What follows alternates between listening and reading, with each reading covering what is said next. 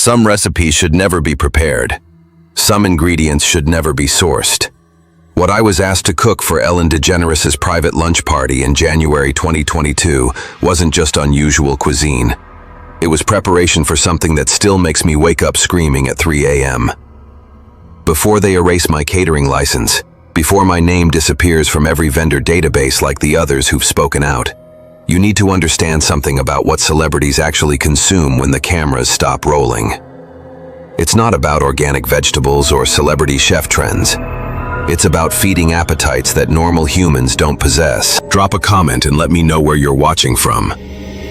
I need to know how far this truth spreads before they make sure I never cook professionally again.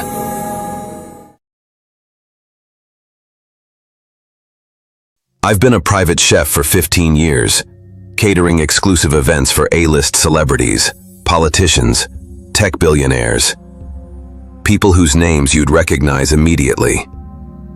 I've prepared meals in mansions that cost more than small countries, cooked with ingredients that required diplomatic immunity to import, served dishes that guests paid more for than most people make in a year. I thought I'd seen every form of culinary excess the ultra-wealthy could imagine. I was wrong. The call came through my agency on a Tuesday morning in January. Exclusive lunch engagement for high-profile entertainment industry client. Specialized dietary requirements. Discretion absolutely essential. The pay was extraordinary.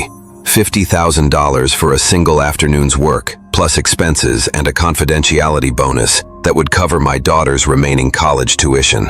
After the divorce, after losing the restaurant I'd spent 10 years building, I needed every high-paying gig I could get. Single parenthood doesn't leave room for turning down opportunities, even when something feels wrong from the first conversation. The client requires very specific preparation methods, explained Margaret Walsh, the event coordinator who contacted me. Her voice carried the kind of authority that comes from managing impossible requests for people who don't accept the word no. These aren't standard dietary restrictions. You'll be working with ingredients and techniques that aren't taught in culinary school. She scheduled a preliminary meeting at a nondescript office building in Beverly Hills. No company name on the directory, just Suite 1247 with a security guard who checked my ID against a tablet before allowing elevator access. The office itself looked like a medical consulting firm, sterile, white, with examination chairs instead of conference tables. Ellen DeGeneres is exploring nutritional approaches that support enhanced performance longevity, Margaret explained, consulting a tablet that displayed what looked like medical charts rather than event planning notes.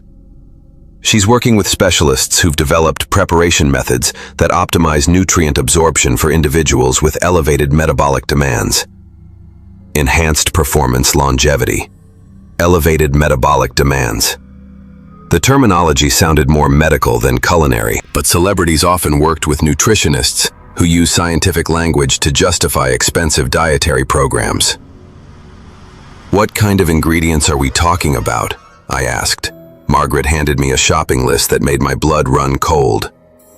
Not just unusual items, but preparations that seemed designed for someone whose digestive system no longer functioned like a normal human's. Raw organ meats from specific animal ages, blood products that required veterinary sourcing, and most disturbing, items labeled human-grade biological supplements, with supplier contacts that led to medical research facilities. Everything must be prepared fresh on site, she continued. No pre-cooking, no advanced preparation. Ms. DeGeneres will only consume materials that have been processed within 30 minutes of serving. The location was Ellen's Montecito estate, a sprawling compound that I'd catered twice before for standard celebrity gatherings.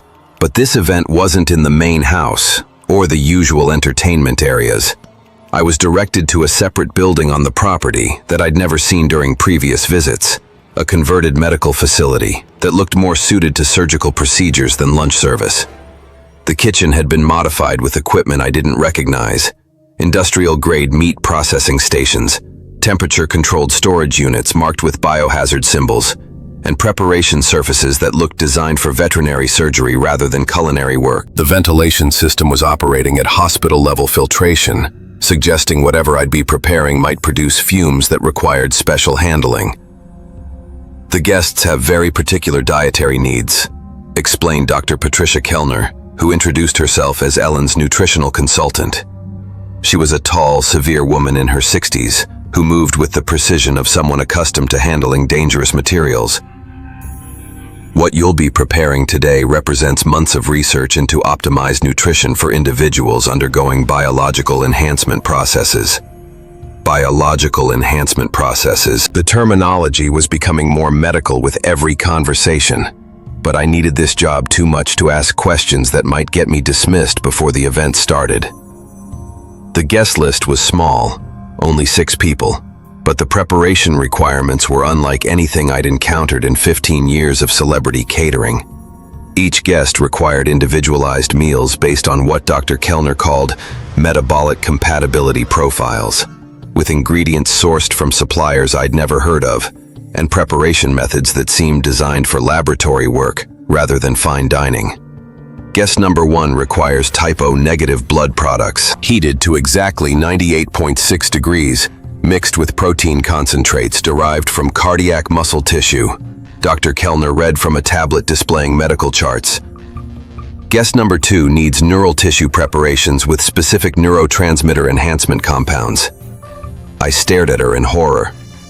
You're asking me to prepare brain tissue? Organic neural matter from ethically sourced subjects, she corrected with clinical detachment. All materials have been processed through legitimate medical research channels. Your responsibility is preparation and presentation only. The ethically sourced subjects arrived that morning in refrigerated medical transport vehicles, accompanied by technicians wearing hazmat suits instead of standard catering delivery uniforms. They handled the ingredients with the kind of precision I'd seen medical teams use for organ transplants. But what they were delivering looked more like evidence from crime scenes than culinary supplies.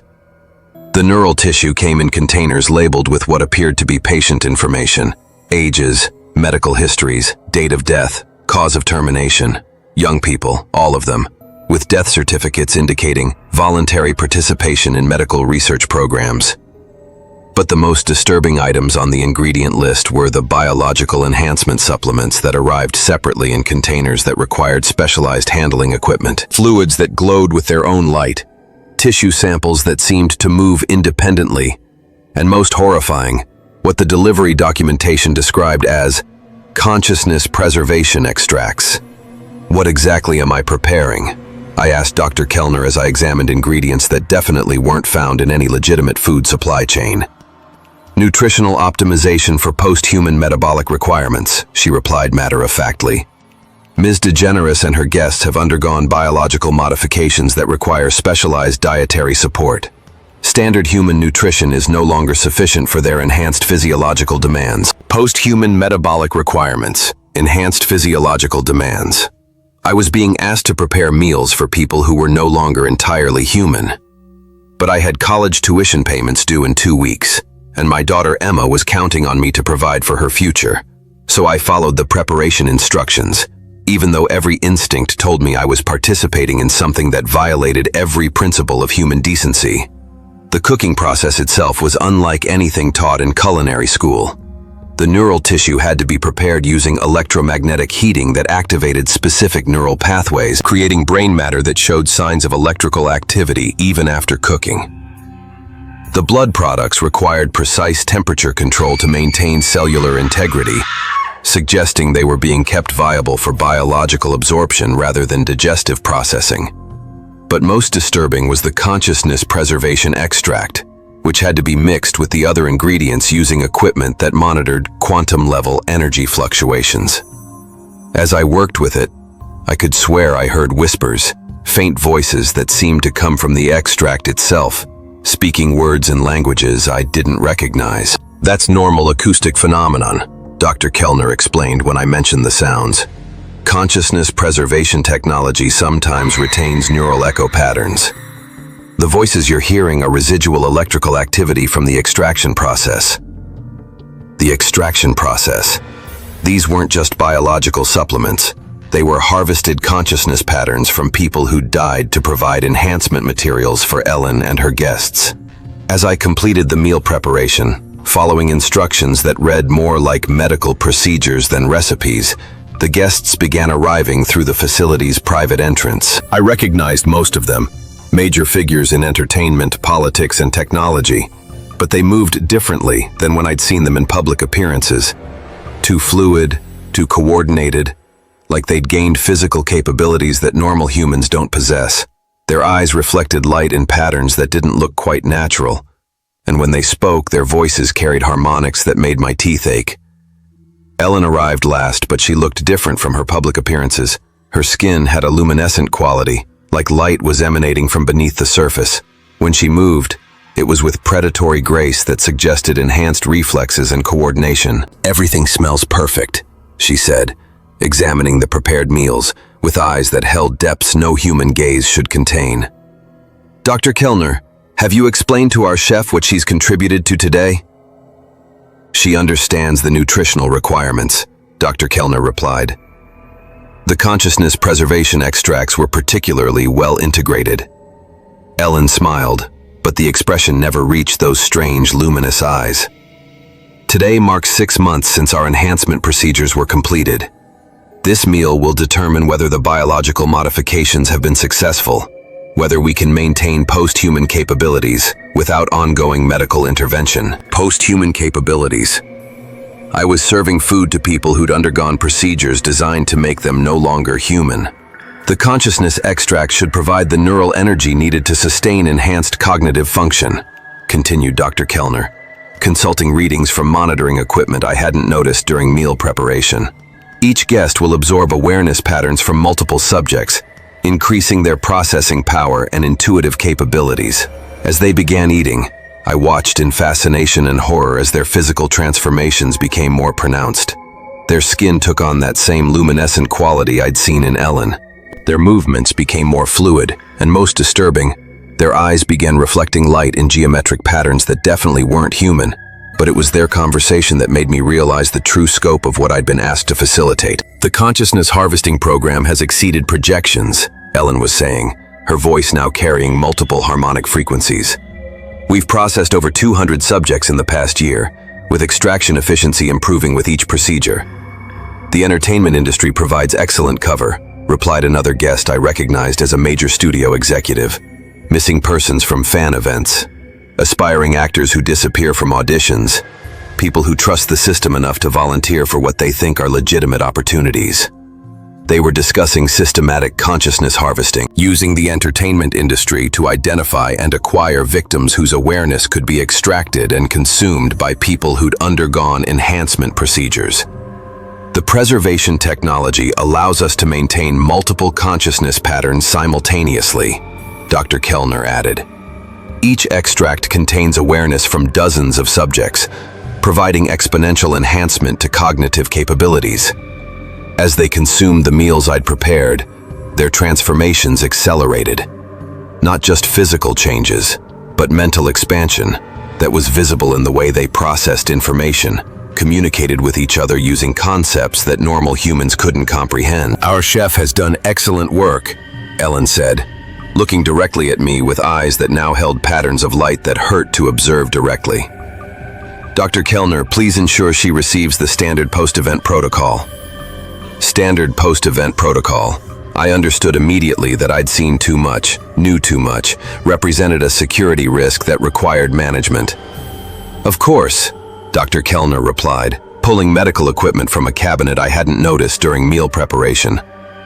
"Memory modification procedures will ensure complete discretion." I backed toward the kitchen exit, but found 2 technicians blocking the doorway. They moved with the same enhanced coordination I'd observed in the guests, suggesting they'd undergone similar biological modification procedures. "The consciousness extraction process is painless," Dr. Kellner explained as she prepared what looked like neural interface equipment. "We'll remove your memories of today's event and replace them with standard catering experience recall. You'll remember preparing a normal celebrity lunch, nothing more." But as she approached with the memory modification device, something unexpected happened. The consciousness preservation extract I'd been working with had apparently affected me during preparation, providing enough neural enhancement to resist the memory modification technology. Instead of erasing my recall, the device triggered expansion of my awareness, allowing me to perceive the full scope of the consciousness harvesting network these people had created. I could see the systematic elimination of missing persons, processed through entertainment industry channels into consciousness extracts for post-human enhancement. Hundreds of people whose awareness had been harvested to provide cognitive enhancement for celebrities, politicians, and tech leaders who'd undergone biological modification procedures. Ellen DeGeneres wasn't just a talk show host. She was a node in a consciousness harvesting network that spanned the entertainment industry, using her platform to identify suitable subjects for extraction while maintaining public persona as a beloved television personality. Unexpected neural resistance, Dr. Kellner reported, adjusting the memory modification equipment. The subject has absorbed consciousness enhancement compounds during preparation. Standard erasure protocols are ineffective. Ellen stood up from her meal, her luminous eyes now displaying geometric patterns that seem to exist in multiple dimensions. Then we'll need to use extraction protocols instead. Add her consciousness to the preservation inventory. They were going to kill me. Harvest my awareness to add to their consciousness enhancement supplement. Through the medical facility's service corridors, past security systems that should have stopped me, but seemed to be experiencing convenient malfunctions. Out into Ellen's estate, where I reached my catering van and drove toward the main road. But as I escaped the property, I could hear Ellen's voice speaking through the van's radio system, using frequencies that bypassed normal audio equipment. "You've seen something that requires management," her voice said, now carrying harmonics that spoke directly to neural pathways. "We have protocols for handling witnesses who resist standard memory modification." I drove straight to the police station in Santa Barbara, where I tried to explain what I'd witnessed to officers who looked at me like I was having a psychotic breakdown. "Ma'am, you're claiming that Ellen DeGeneres was eating human brain tissue and planning to harvest your consciousness?" the desk sergeant asked with barely concealed amusement. "Look at the ingredients," I said, showing photos I'd taken of the preparation materials on my phone. "Look at the medical equipment, the consciousness preservation extracts." But when he examined my phone, the photos weren't there. Every image had been wiped remotely while I was driving to the station, leaving no evidence of what I'd documented. "Sometimes celebrity catering can be stressful," the sergeant said with patronizing kindness. "High-pressure environments, unusual requests. Why don't you go home, get some rest, and if you still feel like filing a report tomorrow?" But I knew what I'd seen. Those consciousness preservation extracts, the systematic harvesting operation, the post-human enhancement procedures that had transformed celebrities into something that feeds on human awareness. That was 8 months ago. Since then, I've been documenting everything I can remember, reaching out to other catering professionals who might have witnessed similar events. What I've discovered is that consciousness harvesting through the entertainment industry is far more extensive than what I observed at Ellen's lunch party. Multiple celebrities are involved in systematic extraction of awareness from missing persons, using enhancement procedures that require ongoing consumption of human consciousness to maintain post-human capabilities. But here's what terrifies me most. Last week, my daughter Emma received an internship offer from a production company affiliated with Ellen's media empire. "Exceptional opportunity for aspiring media professionals," the letter read. "Includes access to cutting-edge entertainment technology and mentorship from industry leaders." She's 20 years old, creative, intelligent, exactly the demographic that was being processed through consciousness harvesting programs. The internship requires medical clearance forms that include neural activity screening and psychological compatibility evaluation, requirements that have nothing to do with media production but everything to do with identifying suitable subjects for consciousness extraction. If you're watching this, if you have children interested in entertainment industry careers, be very careful about any opportunities that require medical screening or neural compatibility evaluation. Question why internship programs need consciousness assessment data. And if anyone you know ever gets involved with Ellen's production companies, Ellen's charities, or any organization affiliated with her media empire, pay attention to behavioral changes. Enhanced cognitive abilities that appear overnight, personality shifts that suggest someone else is sharing their neural space, physical modifications that make them move differently than normal humans. The entertainment industry isn't what it appears to be. The enhanced performance capabilities that allow celebrities to maintain impossible schedules, the creative output that seems to exceed normal human limitations, the charismatic presence that feels almost supernatural. It has to come from somewhere. And sometimes, that somewhere is the consciousness of people who trusted the wrong opportunity, who disappeared into extraction programs that feed the post-human appetite of celebrities who've traded their humanity for enhanced capabilities. Comment below if you've noticed missing person reports connected to entertainment industry events. Drop a location if you think your area has been affected by consciousness harvesting operations. But be careful what you say. They're monitoring social media now, looking for people who've made connections, identifying witnesses who remember too much about what they've seen. Like this video if you want to help spread awareness. Subscribe before they make sure I disappear. And whatever you do, never let your children accept internships or opportunities from Ellen's media companies. Some career advancement costs more than hard work. Some cost everything that makes them human. I learned that too late to save the people whose consciousness I helped prepare for consumption. Don't let it be too late for your children.